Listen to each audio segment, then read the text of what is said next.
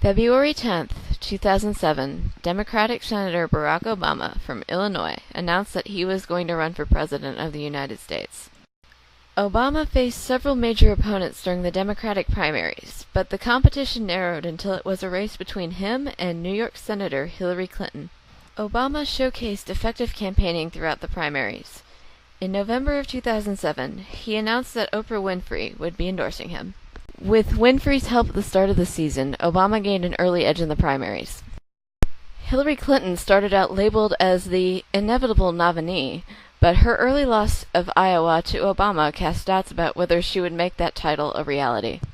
Obama and Clinton had a very close race for the Democratic nomination, causing a record turnout among many states. The color of Obama's skin was often pointed out. The fact that Obama is black seemed to both help and harm him. He gained support with large groups of African American voters.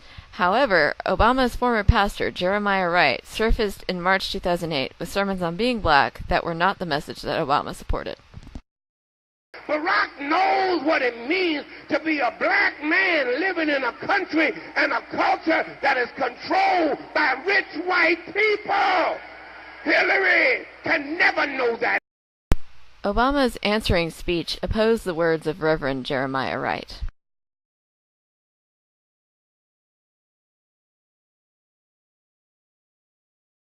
Obama's campaign went along smoothly after the Wright controversy.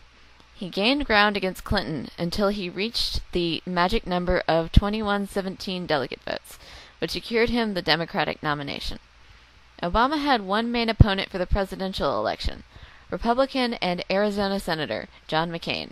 While Obama had earned his nomination through a heated rivalry in the Democratic primaries, McCain won his nomination in the significantly calmer and less competitive Republican primaries. During the election, many physical comparisons were taken into account when comparing Obama and McCain, race and age most of all. McCain was 72 during the election season, with a lot of political experience. Yet worry spread that he was too old for the job, and ready to retire rather than become president. On the other hand, Obama was a relative newcomer to politics, at the age of 47, with some years in the Illinois Senate, and only about 2 years in the United States Senate.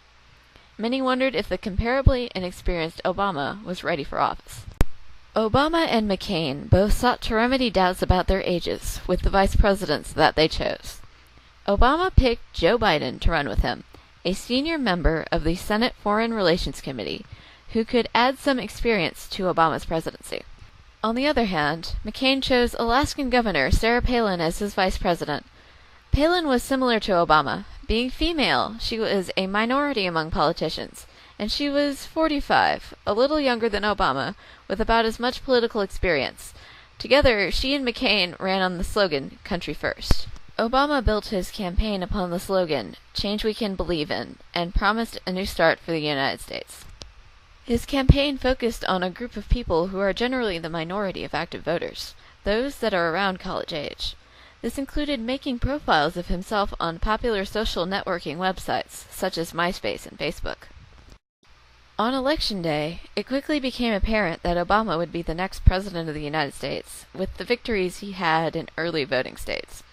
A record amount of votes were cast that day, ultimately naming Obama the 44th President of the United States and the first African American to hold the position.